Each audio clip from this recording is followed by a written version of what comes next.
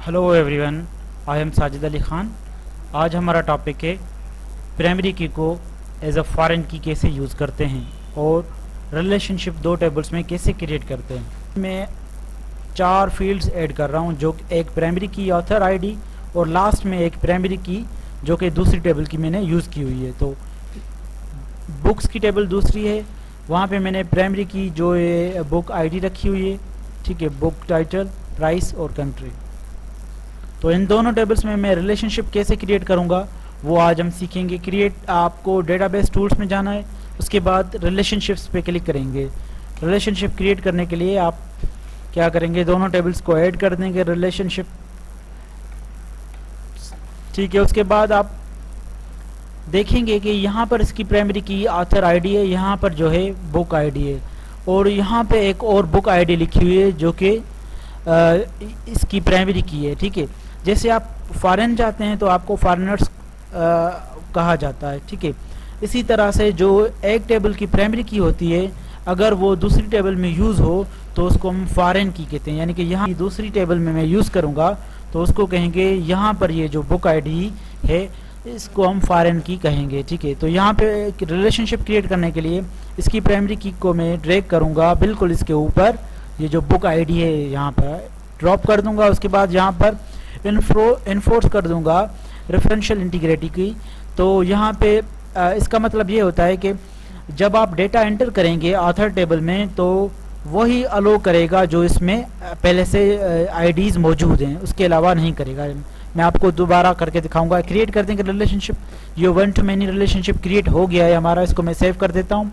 उसके बाद आप देखें बुक्स में जब आप जाएंगे यहाँ पर आईडीज़ देखें, 4 आईडीज़ हैं। जो सी प्रोग्रामिंग की आईडी 1 है, इंग्लिश की 2 है, लेट अस सी की 3 है, एंड्रॉयड बेसिक्स की 4 है। जब आप ऑथर में जाएंगे तो सिर्फ और सिर्फ आपको ये हर फील्ड में डेटा ऐड करने के लिए अलो करेगा, या फिर 1 ऐड करें या 2 ऐड करें या फिर 3 या फिर 4। तो यहाँ पे अगर आप 4 के अलावा 5 अगर ऐड करेंगे तो आपको ये एरर देगा, क्योंकि वहाँ पर मैंने रेफरेंशियल इंटीग्रिटी का ऑप्शन चेक किया हुआ था। तो ये मुझे कह रहा है कि यहाँ पर वही ऐड करें डेटा जो उसमें बुक्स की आईडीज़ जो अवेलेबल हैं इस टेबल के अंदर, वही सिर्फ, ठीक है। तो फिर या फिर मैं 1 ऐड करूं या फिर 2 ऐड करूं या फिर 5 ऐड कर, 5 अलो नहीं करेगा, सिर्फ 4 हमारे पास आईडीज़ हैं बुक्स की। तो यहाँ पर मैं 3 लिख देता हूँ, ठीक है, और यहाँ पर 4 लिख देता हूँ, ठीक है। तो इसको मैं सेव कर देता हूँ टेबल को। अच्छा, बुक यहाँ पर देखें कोई भी प्लस साइन मौजूद नहीं है। यहाँ पर अगर आप जाएंगे बुक्स में तो आपको प्लस साइन नज़र आएगी। ये आपको रिलेशनशिप शो कर रहा है कि बुक 1 जो है, जिसकी आईडी बुक 1 है या सी प्रोग्रामिंग है, उसके ऑथर कौन हैं, ठीक है। यहाँ पर आप देखेंगे कोई भी ऑथर इसका नहीं है, अभी हमने ऐड नहीं किया हुआ।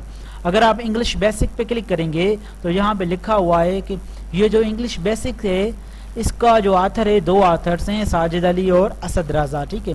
इसी तरह से ये यानी कि पूरा का पूरा रिलेशनशिप शो कर रहा है। लेट अस सी के जो ऑथर हैं सिर्फ एक ही है, मुरीद रजा, ठीक है। उसके बाद यहाँ पर आप क्लिक करेंगे, एंड्रॉयड प्रोग्रामिंग एंड्रॉयड बेसिक की जो ऑथर्स हैं वो हैं 2 ऑथर्स हैं, ठीक है। तो इस तरह से ये दोनों टेबल्स जो है एक दूसरे के साथ रिलेशनशिप शो कर रही हैं, ठीक है। इसी रिलेशनशिप हम इसलिए बनाते हैं ताकि हम डेटा को आसानी से सर्च कर सकें, ठीक है।